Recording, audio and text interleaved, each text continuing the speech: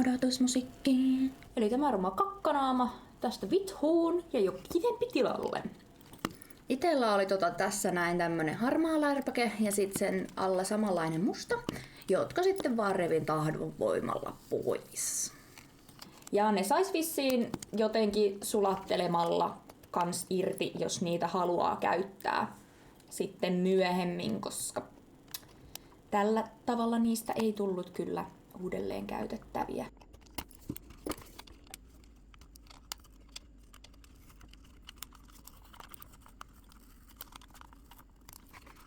Tämmösiä korppujahan niistä sitten tuli, korppukäppäniä, niin yritän nyt näitä laittaa sit uudelleen paikoilleen.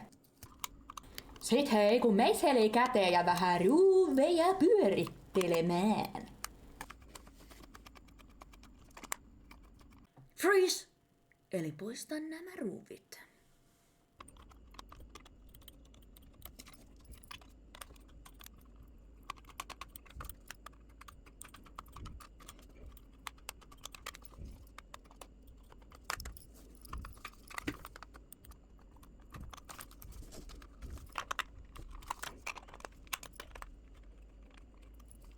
Tässä sit kädet tärisko missäkin pohjattomassa ripulitaudissa, kun avasi tuota pohjaa ja mietti, että rikkoo koko paskan. Oh wow! Täällä on vaikka minkälaista härpäkettä. Sitten otetaan nää hiirenpainikkeen ruuvit Pekka. Mut suosittelen ekana poistaa ton möhkäleen, joka tuleekin tuossa seuraavaksi, niin saa sitten kerralla ruuvailtua noin molemmat irti, kun muuten nuo ei. Painikkeet siis ei lähäre. Tässä sitten tarvitaan uskoa, ettei riko koko paskaa, koska sai sitten ihan voimalla rynkytellä irti. Mutta kunhan tarpeeksi rynkyttelee, niin kyllähän sen pitäisi sieltä sitten irrota tai mennä ainakin paskaksi ja sitten tietää, että voi aloittaa kokonaan uudestaan jonkun toisen asian parissa. Mutta meillä oli onni matkassa ja se pysyi yhtenä chibaleena ja päästään sitten jatkamaan ruuvien irrottelua. Hiirenpainikkeet on näillä ruuveilla kiinni, eli ne Pekka. Halutessaan vois myös irrottaa ton mustan piuhan. Tämän siis. Mut mä en halunnut, että kummallekaan noista tulee orpo-olo, niin mä päätin pitää ne yhdessä. Ja oikea syys on siis se, mitä? Et mä en ois luottanut itteeni, että mä saan sen kunnolla takaisin kiinni. Siis sen mustan piuhan. Ruuvit kannattaa laittaa erillisiin pinoihin, niin ei tarvitse sitten kokoon kasallista miettiä, että mikäköhän ruuvi kuuluu minnekin.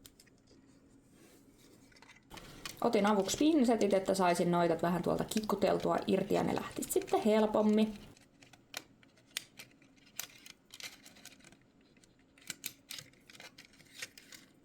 Toinen olikin tiukalla, kun koiran kakka kiireessä aamutuimaan. Zinsalapim! Sieltähän ne irtoo. Eikö jekko, enpä irtoakaan.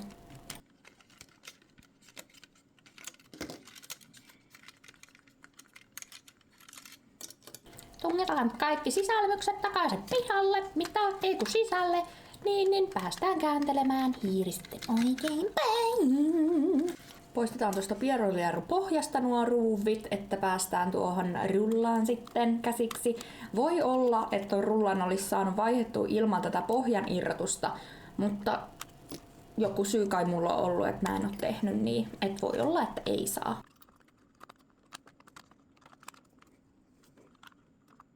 Ja voisi olla, että tuohon rullaan tosiaan saisi vaihdettua ton vaan kumiosuuden, jolloin ei tarvitsisi koko rullaa ostaa, mutta itse en tiennyt ton ympärysmittaa vielä tilatessa uutta rullaa, niin siksi näin. Suurimmat kärpäsen kakat tästä pois. Sujautellaan uusi rulla oikeaan koloseen ja katsotaan, että se lähtee rullaa. Ja it is perfection! Hauskimman osuuden pariin, eli koko paskan takaisin laittaminen kasaan. Leikkasin tosiaan tähän vaan sit ne kohdat, joissa sain ruuvit paikolleen, koska tässä on pieni klippi siitä, mitä se oikeasti oli. Aha, vittu. Jumalauta. Mitä? Voi kyrta Jooseppi nyt. Ei. Mitä vittua? Tää on tää pikkupaska. Vittu mitä paskaa. Miksi et sä osaa mennä sinne?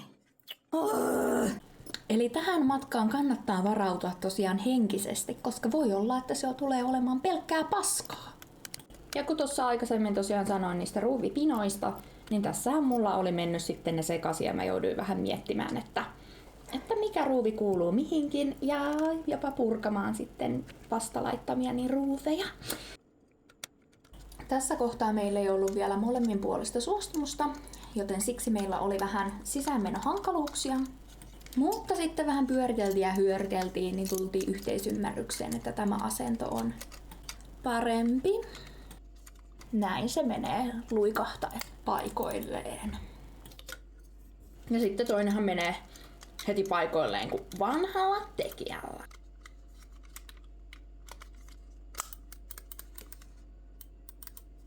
Ja multa katos pari ruuvia tässä matkan varrella ja kun yritin tuota lattiaa kaluta ja sieltä en mitään löytänyt, niin pakkohan se oli purkaa sitten tämä hiiri ja paska. Tällä hiiren pohjassa on tämmönen magneetti, joka oli sitten molemmat ruuvit sieltä imaissut itseensä, että jos teiltäkin katoo matkan varrella ruuveja, niin kannattaa tsekata tuo magneetti sieltä. Samalla sitten, kun koko paska oli jo valmiiksi auki, niin teki mieli kurkata tonne sirulevyn taakse ja kattokaa kuinka paljon siellä oli kakkaa.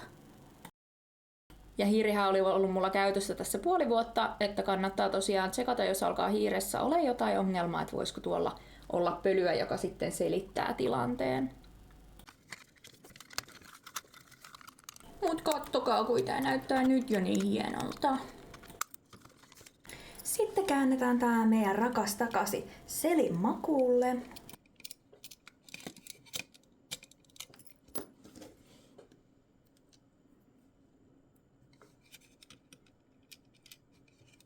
Ja joo, siis tää on liian tyhmä ruuvi, niin pitää valita toi toinen, koska se varmasti menee paremmin paikoilleen.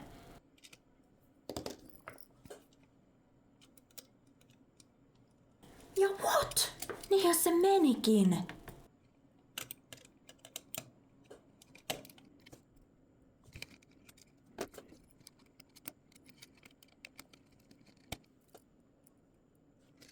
Sitten viimeinen villahousu paikoilleen ja tarkistetaan, että kaikki ruuvit on tarpeeksi kireellä, mutta ei kuitenkaan liian kireellä.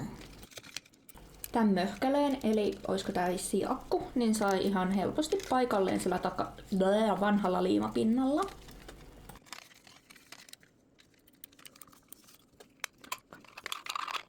Välitsekkaus, että koko paska toimii, koska sehän vituttaisi sitten huomata, kun koko paska on kasassa, että jokin ei nyt pelaa.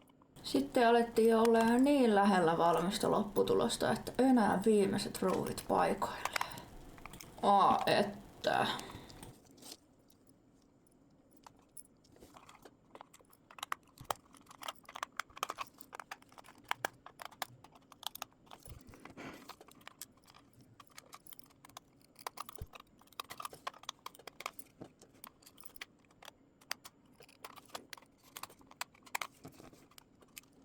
Ja eikö se käynytkin loppujen lopuksi aika helposti?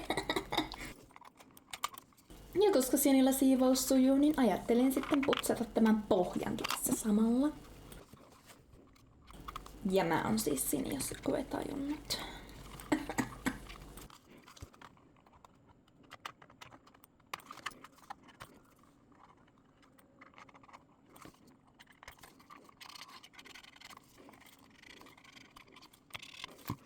Tungin kuitenkin nämä mustat lärpäkkeet paikolleen, kun ei viittinyt hiirtä ihan alastomaksi jättää.